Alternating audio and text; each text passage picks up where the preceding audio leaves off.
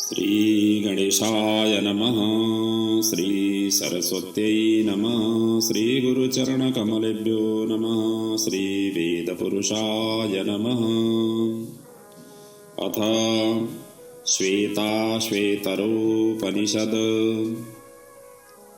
यो ब्राह्मणं विदधाति पूर्वं यो वै वेदां स प्रणोति तस्मै तमहं देवम् आत्मबुद्धिप्रकाशं मुमुक्षुर्वै शरणमहं प्रपद्ये। ॐ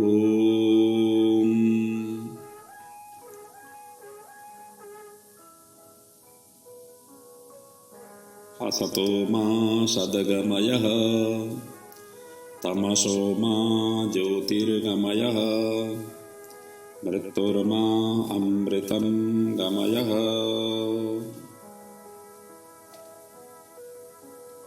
आइए हम श्वेताश्वेतरोपनिषद के ऊपर चिंतन मनन करते आ रहे हैं। ये उपनिषद में कुल 6 अध्याय है। दूसरा अध्याय की प्रसंग अभी चल रही है और इस उपनिषद में कुल 113 मंत्र है। उनमें से द्वितीय अध्याय में 17 मंत्र है और इनका हमने 9 मंत्र तक की चिंतन मनन कर चुके हैं। 10वां मंत्र से आज के प्रसंग का प्रारंभ करेंगे। बड़ा अद्वितीय अद्भुत वेदांत दर्शन अपने आप में ही गंभीर विषय है। प्रभु परमात्मा के साक्षात्कार करने के लिए एक सहज नौका भी है। अत्यंत अद्वितीय और सर्वत्र ब्रह्म का अनुभव और ज्ञान प्राप्त करने के लिए ये उपनिषद अत्यंत गहनतम ढंग से अपने विषय वस्तु को प्रस्तुत करता है। इसलिए उपनिषद अपने आप में ही गूढ़ तत्वों से भरे हुए संपूर्ण हमारे जितने भी शास्त्र हैं उन शास्त्रों का एक दिव्यतम दर्शन उपनिषद प्रदान करता है। ऐसे उपनिषद की चिंतन मनन आप तक पहुंचाते हुए आप भी प्रभु परमात्मा को सहज और सरल ढंग से अनुभव कर सके, प्राप्त कर सके, यही उद्देश्य और ध्येय इन उपनिषद की चिंतन का है। तो आइए आज के प्रसंग को आगे बढ़ाएं। हमने कल तक ध्यान किस तरीके से करना चाहिए, कैसे ध्यान करने से सही माने में ध्यान हो जाती है, ध्यान का प्रकरण यहाँ चल रहा है। क्योंकि पहले अध्याय में ध्यान को विशेष रूप से महत्व दिया गया था और ध्यान कैसे किया जाए, उनकी प्रक्रिया, जब प्रैक्टिकल में ध्यान कैसे करना चाहिए उसकी विषय का दूसरा अध्याय का प्रकरण है। तो इसी के ही क्रम में हमने कैसे ध्यान करना चाहिए आदि इत्यादि का हम चिंतन कर रहे थे।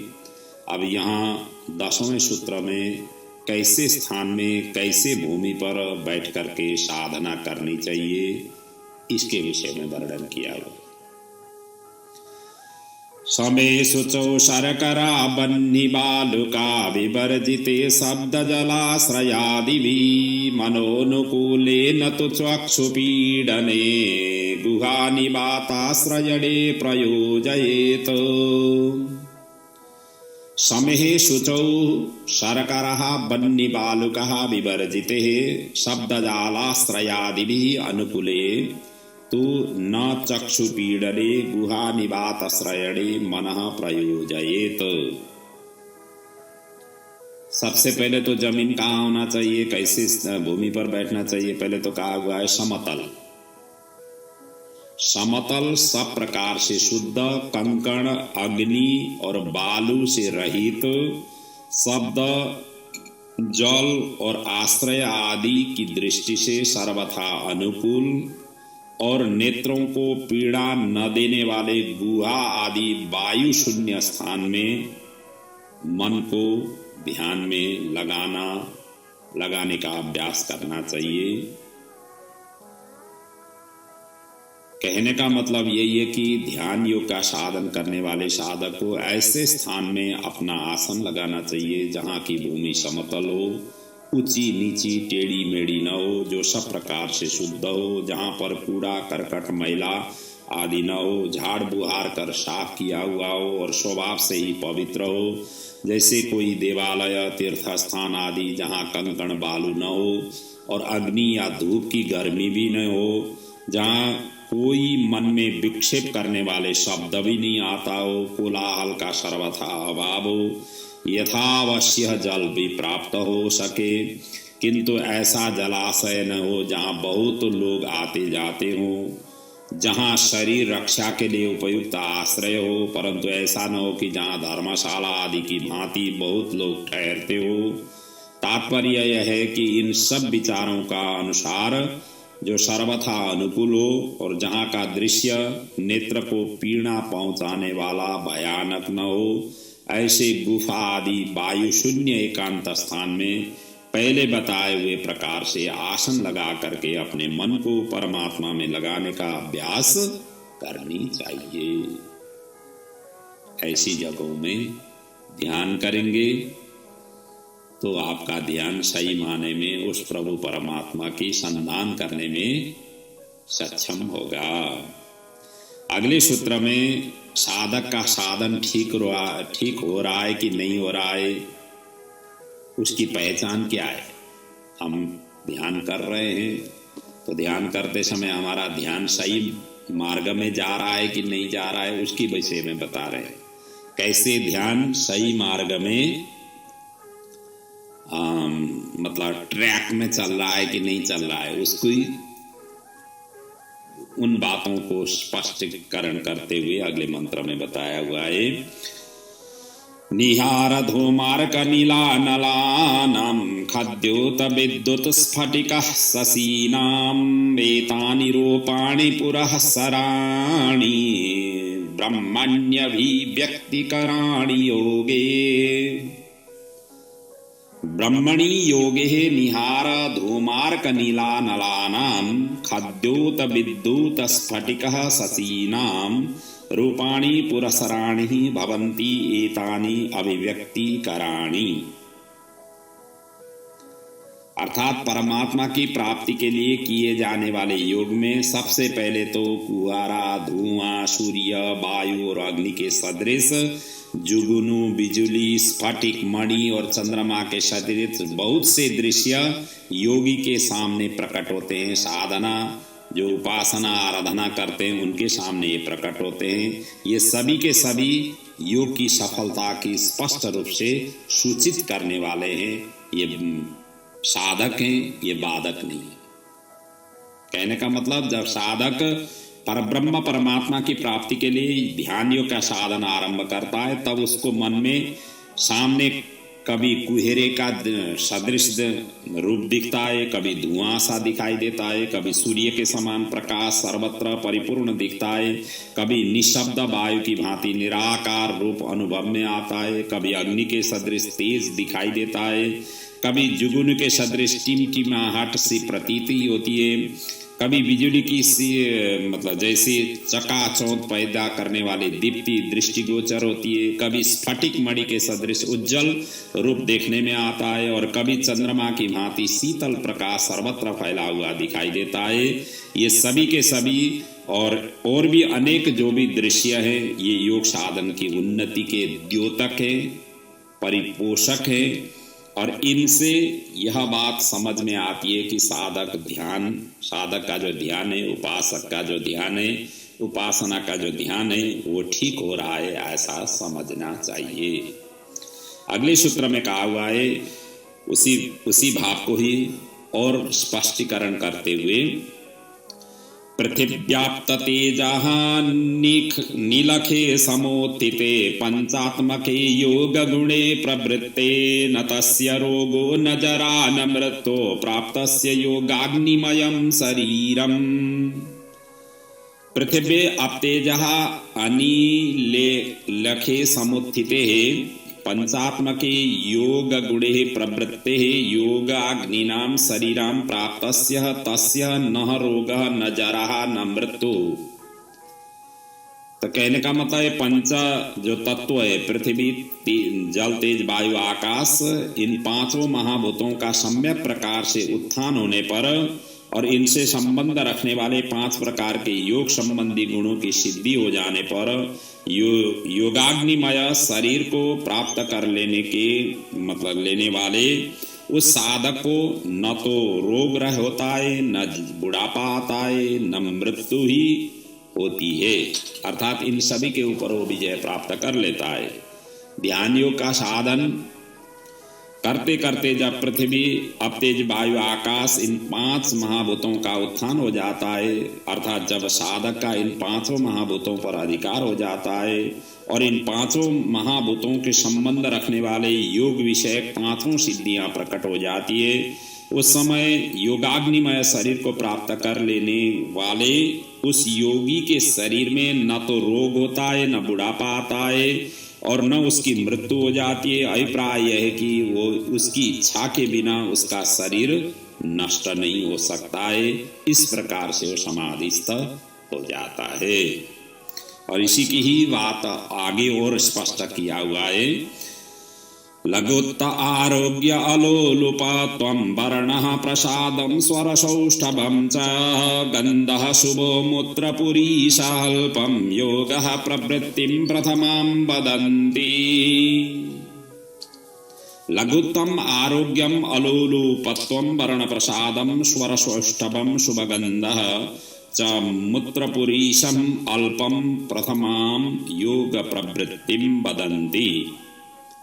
अर्थात शरीर का हल्कापन, जब योगारूढ़ हो जाते हैं व्यक्ति तब शरीर एकदम से हल्कापन हो जाता है और किसी प्रकार का रोग से आक्रांत नहीं हो पाता है, अर्थात इससे बचाव हो जाती है और विषयाशक्ति की निवृत्ति हो जाती है। शारीरिक वर्ण की उज्ज्वलता, स्वर की मधुरता और अच्छी गंध और मलमूत्र कम हो जाता है और ये योग की पहली सिद्धि मानी गई है। जब योगारूढ़ हो जाते हैं ये लक्षण अपने शरीर से जब अभिव्यक्त हो जाते हैं तब समझना चाहिए कि ये योगारूढ़ व्यक्ति का पहली सीढ़ी है, फर्स्ट स्टेज है। तो कहने का मतलब भूतों पर विजय प्राप्त कर लेने वाले ध्यान योगी में पूर्वोक्त शक्तियों के सिवा और भी शक्तियां आ जाती है और उसका शरीर हल्का हो जाना ये एक है। शरीर में भारीपन या आलस्य का भाव नहीं रह जाना, सदा ही निरोगी रहता है, उस समय उसे कभी कोई भी रोग नहीं होता है। भौतिक पदार्थों में उसकी आसक्ति नष्ट हो जाती है। कोई भी भौतिक पदार्थ सामने आने पर उसका मन और इंद्रियों का उसी की ओर आकर्षण नहीं होता है। उसके शरीर का वर्ण उज्जवल हो जाता है, शोर अत्यंत सुमधुर और स्पष्ट हो जाता है। शरीर में बहुत अच्छी गंध निकल करके सब ओर फैल जाती है। ऐसे सुवासित शरीर से गंध उत्पन्न हो जाते हैं। मल और मूत्र बहुत ही स्वल्प मात्रा में होने लगते हैं। ये सब योग मार्ग की प्रारंभिक सिद्धियां हैं, ऐसा योगी लोग कहते हैं। और योगारूढ़ व्यक्ति को इस प्रकार से जाने से अर्थात योग में आरूढ़ होने पर ये सभी लक्षण दिखाई देना और ये सभी चीज प्राप्त होना योगी के लिए पहले स्वरूप हैं, ये दिखाई देने लग जाते हैं। आगे इसी का ही और भी स्पष्ट कर रहे हैं। यथैव बिम्बं हृदयोपलीप्तं तेजोमयं भ्राजते तत्सुधान्तं तद्वा आत्मतत्त्वं प्रसमीक्ष्य देहि एकः कृतार्थो भवते वीतशोकः। यथा मृदयः उपलिप्तं यत तेजोमयं बिम्बं तत एव सुधान्तं भ्राजते ततवः देहि आत्मतत्त्वं प्रसमीक्ष्य एकः वीतशोकः कृतार्थः भवते। अर्थात जिस प्रकार मिट्टी से लिप्त होकर मलिन हुआ जो प्रकाश युक्त रत्न है, वही भली भांति धूल जाने पर चमकने लगता है। उसी प्रकार शरीरधारी जो जीवात्मा मल आदि से रहित आत्म तत्व को योगी के द्वारा भलीभांति प्रत्यक्ष करके अकेला कैवल्य अवस्था को प्राप्त करता हुआ सब प्रकार के दुखों से रहित और कृत्य हो जाता है। और जिस प्रकार कोई भी तेजोमय रत्न मिट्टी से लिप्त रहने के कारण छिपा रहता है, अपने असली रूप में प्रकट नहीं होता, परंतु वही जब मिट्टी आदि को हटा करके उसको मतलब धो करके या पोंछ करके साफ कर लिया जाता है, तब उसने असली रूप में चमकने लग जाता है। उसी प्रकार जब इस जीवात्मा का वास्तविक स्वरूप अत्यंत स्वच्छ होने पर भी अनंत जन्मों से किए हुए कर्मों के संस्कारों से ये मलिन हो जाने के कारण प्रत्यक्ष प्रकट नहीं होता है।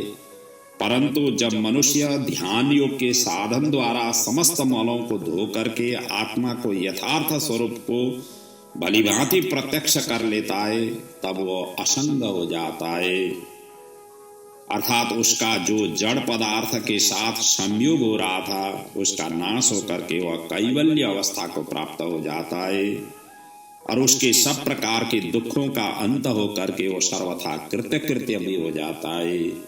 उसका मनुष्य जन्म तब जाकर के सार्थक हो जाता है। अर्थात ध्यान में आरूढ़ होने के पश्चात इस प्रकार की प्रक्रिया अपने शरीर से अर्थात योगारूढ़ व्यक्ति को ये सभी चीज स्वरूप क्रमशः प्राप्त होने लग जाते हैं, और इस प्रकार से प्राप्त होना ये सभी शुभ लक्षण है। और ये सही माने में सही ढंग से सही प्राप्तव्य वस्तु के लिए संधान में लगा हुआ है, ऐसा विचारता हुआ अपने निरंतर साधना पथ की अग्रसरता लेना चाहिए, ताकि इसी जीवन में ये प्राप्त हुआ है जन्म को सार्थक कर सके। ये भाव व्यक्त किया हुआ है।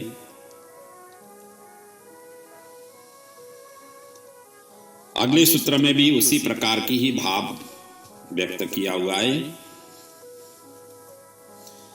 यदात्मतत्वेन तु ब्रह्मतत्त्वं दीपोपमेनेह युक्ता प्रपश्येत अजं ध्रुवं सर्वतत्त्वैर्विशुद्धं ज्ञात्वा देवं मुच्यते सर्वपाशैः। तु यदः युक्त यह दीपोपमेनः आत्मतत्त्वेन ब्रह्मतत्त्वं प्रपश्येत तदाशः अजं ध्रुवं सर्वतत्त्वैः विशुद्धं देवं ज्ञात्वा सर्वपाशैः मुच्यते।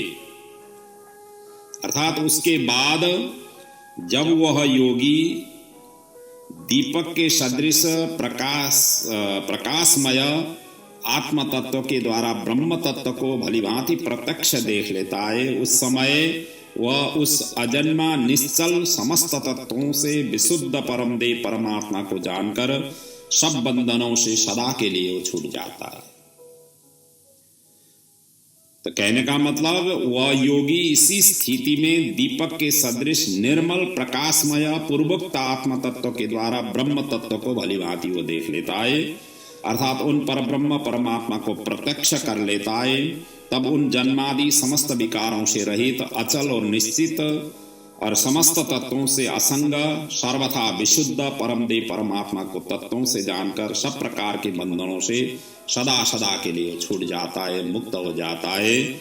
और उस प्रभु परमात्मा जिससे ये शरीर हमने लिया हुआ है उसी को प्राप्त करके वो आनंद और सभी प्रकार की स्वरूपों से मुक्ति हो करके उस प्रभु परमात्मा को प्राप्त करके सदा आनंदमय स्वरूप में स्थित हो जाता है। ये भाव इसमें व्यक्त किया हुआ है।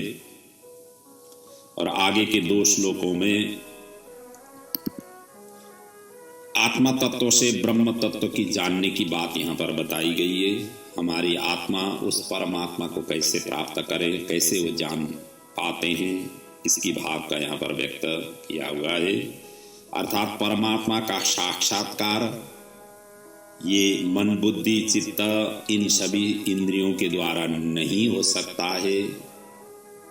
एकमात्र आत्मा तत्व के द्वारा ही परमात्मा को प्रत्यक्ष कर सकते हैं, इस भाव का यहाँ व्यक्त किया हुआ। क्योंकि इंद्रिया आदि ये तत्व तो उस परमात्मा के तत्व के पास भी नहीं पहुंच पाते हैं, वो लौट करके आ जाते हैं। वहां तक इनकी गति नहीं है। गति केवल आत्मा की ही है, क्योंकि परमात्मा का स्वरूप हमारे शरीर में केवल आत्मा ही है। आत्मा ही परमात्मा तक पहुंचा सकता है। मन बुद्धि चित्त अहंकार ये सभी चीज जो कर्मेंद्रियां ज्ञानेंद्रियां पंचमहाभूत आदि ये सभी चीज जो है ये परमात्मा तक पहुंचाने के साधन नहीं है, ये साधक नहीं है। इनके ऊपर विजय प्राप्त करके आत्मा को केवल शुद्ध स्वरूप में स्थापित करते हुए आत्मा के द्वारा जो संधान किया जाता है वही तत्व वही परमात्मा में पहुंचा सकता है। इन श्लोकों में ये भाव व्यक्त किया हुआ है। आइए, एषः देव प्रदिशोऽनुसर्वा पूर्वो ह जातः स उ गर्भे अन्तः स एव जातः स जनिष्यमाणः प्रत्यञ्जनांस्तिष्ठति सर्वतो मुखः। ह एषः देवः सर्वः प्रदिशः अनुः सः पूर्वः जातः स उ अन्तः स एवः जातः स जनिष्यमाणः सः जनान् प्रत्यङ्तिष्ठति सर्वतो मुखः। तो कहने का मतलब निश्चय ही जो ऊपर में जो प्रसंग वर्णन किया हुआ है वो परम दे परमात्मा समस्त दिशाओं और अवान्तर दिशाओं में अनुगत अर्थात व्याप्त है। प्रसिद्ध वही प्रसिद्ध परमात्मा सबसे पहले हिरण्यगर्भ रूप में प्रकट हुआ था और वही समस्त ब्रह्मांड रूप गर्भ में अंतर्यामी रूप से स्थित है और वही इस समय जगत के रूप में प्रकट है और वही भविष्य में भी प्रकट होने वाला है। वह सब जीवों के भीतर अंतर्यामी रूप से स्थित है और सब और मुख वाला है। जैसे वेदों ने कहा हुआ है सहस्र शीरेखा पुरुषः सहस्राक्षः सहस्रपाद, सब तरफ उसका दृष्टि भी है, सब तरफ उस वो व्यापक है, सर्वत्र व्यापक है। ये सृष्टि के पूर्व भी वही था, सृष्टि के मध्य में ही है और सृष्टि के बाद भी वही रहेगा। इस भाव को यहाँ व्यक्त करते हुए कहा हुआ है कि निश्चय ही ये ऊपर जो बताए हुए परम देव पर ब्रह्म समस्त दिशा और अवान्तर दिशाओं में व्याप्त है, अर्थात सर्वत्र वो परिपूर्ण है। जगत में कोई भी ऐसा स्थान नहीं है जहाँ वो नहीं हो। वही प्रसिद्ध परब्रह्म परमात्मा सबसे पहले हिरण्यगर्भ रूप में प्रकट हुए थे। वही इस ब्रह्मांड रूप गर्भ में अंतर्यामी रूप से स्थित है। वही इस समय जगत के रूप में प्रकट है और भविष्य में अर्थात प्रलय के बाद सृष्टि काल में पुनः प्रकट होने वाले हैं। वे समस्त जीवों के भीतर अंतर्यामी रूप से स्थित है और सब और मुख वाले अर्थात सबको और वो देखने वाले हैं, सबको कल्याण करने वाले हैं, सबको देखने वाले हैं। वही प्रभु परमात्मा हैं। इस प्रकार के भाव इसमें व्यक्त किया। आगे भी उसी प्रकार की भाव है। यो देवो अग्नो यो अप्सु यो विश्वं भुवनां मा विवेशः य ओषधीषु यो वनस्पतिषु तस्मै देवाय नमो नमः। यह देवा अग्नौ यह अप्सु यह भुवनम् आविवेशः यह ओषधीषु यह वनस्पतिषु तस्मै देवाय नमः। अर्थात जो परम देव परमात्मा अग्नि में है, जो जल में है, जो समस्त लोक में प्रविष्ट हो रहा है, जो औषधि में है, जो वनस्पति में है, उन परमदेव परमात्मा के लिए नमस्कार है। ऐसा ये अंतिम प्रणाम किया हुआ है इस अध्याय की अंतिम श्लोक है। तो कहने का मतलब यही है कि जो सर्वशक्तिमान पूर्ण ब्रह्म परम देव हैं, वो अग्नि में भी है, जल में भी है, और जो समस्त लोकों में अंतर्यामी रूप से प्रविष्ट हैं और प्रविष्ट हैं, जो औषधि में हैं और जो वनस्पति में है, अर्थात जो सर्वत्र परिपूर्ण है, और जिनका अनेक प्रकार से पहले वर्णन कराए हुए हैं, हमने चिंतन मनन किया हुआ है, उन परमदेव परमात्मा को बार बार नमस्कार है। और ऐसा प्रभु परमात्मा हमें भी उस प्रकार की, उसकी प्राप्ति के लिए, उसकी साक्षात्कार के लिए हमें ज्ञान प्रदान करे, हमारी विवेक को उसकी ओर ले जाते हुए, उन्हीं की तरफ वही आकर्षण करते हुए उनका हमें साक्षात्कार कराए, अर्थात उस तत्व को हम प्राप्त कर सके। इसलिए उस परमदेव परब्रह्मा परमात्मा उस स्वरूप को बार बार हम नमस्कार करते हैं। ये भाव यहाँ पर व्यक्त किया हुआ है। तो इसी के साथ ये श्वेताश्वेतरोपनिषद का द्वितीय अध्याय का प्रसंग यहाँ पर पूर्ण किया हुआ है। बड़ा द्वितीय अद्भुत ये उपनिषद है, जहाँ पर ब्रह्म परमात्मा की अनेक कोणों से व्याख्या किया हुआ है, और इन सभी का गहनतम रूप से चिंतन मनन करने से प्रभु परमात्मा का जो स्वरूप है, एक तो हमें वो प्रत्यक्ष रूप से हमें अनुभव करने का सौभाग्य प्राप्त हो जाता है। दूसरा, प्रभु परमात्मा को कैसे उपासना कैसे करें, कैसे आराधना करें, कैसे साधना करें, उनके लिए भी मार्ग ये प्रशस्त कर देता है। तो इसलिए इन अमूल्य ग्रंथों को, इन अमूल्य रत्नों को हम संचय करते हुए, इनका चिंतन मनन निधिध्यासन करते हुए जीवन को सक्षम और सबल बनाने में हम सभी आरूढ़ हो सकें, ताकि विभिन्न प्रकार की जो हमारी मानस पटल में तरह तरह की बातें मतलब विक्षेप करते हुए हमें उस साधना पथ के लिए, जो आराधना पथ के लिए ये बाधक बार बार होते रहते हैं, उसके लिए क्लियर रास्ता हो जाए, क्लियर मार्ग प्रशस्त हो जाए। और ये उपनिषद ही एक ऐसा ग्रंथ है जो सभी प्रकार की चीज़ों से क्लियर कराता हुआ, मार्ग को साफ कराता हुआ, गंतव्य की जो लक्ष्य है उसमें संधान करने के लिए ये सक्षम, अर्थात एक तरह से ये ब्रह्मास्त्र की स्वरूप है कि उस लक्ष्य को हम भेदन या प्राप्ति कर सकें। इसीलिए उपनिषद का बार बार चिंतन मनन अनुशीलन करना हम सभी के लिए कल्याणदायक है। तो इन्हीं शब्दों के साथ आज के प्रसंग को यहाँ पर विराम ले रहे हैं। बाकी की अध्याय की, जैसा कि मैंने पहले ही बताया, कुल 6 अध्याय है। इनमें से 2 अध्याय की हमने चिंतन मनन किया, बाकी रहे हुए अध्यायों की हम अगले पड़ाव में क्रमशः चिंतन मनन करते हुए आप तक पहुँचाऊँगा। तो आज की प्रसंग को यहाँ पर मैं विराम ले रहा हूँ। ओम पूर्णमतः पूर्णमिदं पूर्णात् पूर्णमुदच्यते पूर्णस्य पूर्णमादाय पूर्णमेवावशिष्यते। ओम शांति शांति शांति।